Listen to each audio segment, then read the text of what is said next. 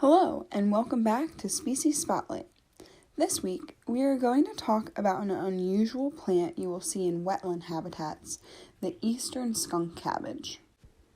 Eastern skunk cabbage is a flowering perennial that can be found throughout eastern Canada and the northeastern United States, growing in swamps, woodlands, and close to streams.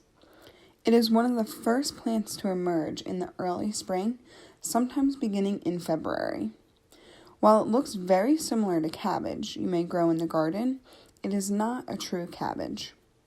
Skunk cabbage has very large, green, cabbage-like leaves that grow up to 16 to 22 inches long and 12 to 16 inches wide.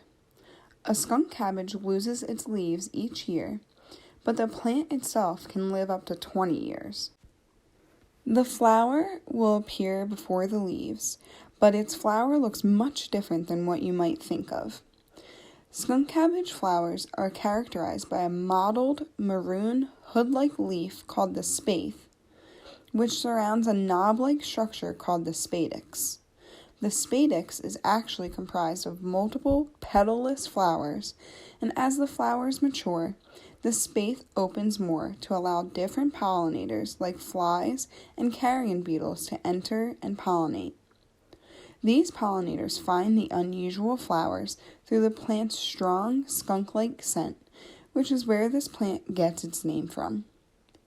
Skunk cabbage flourishes in wetland habitats, and you will see it throughout the summer because most animals do not try and eat it. When the leaves are eaten, it can cause burning and swelling sensations in the mouth for many mammals. One amazing thing about skunk cabbage is the plant's ability to produce its own heat. If the plant starts to emerge and snowfall comes during that time, the flower buds can warm up to about 70 degrees to melt the snow around it. While skunk cabbage is seen throughout all of our parks, one of the best places to see it emerge for the early spring is in Smith's Woods.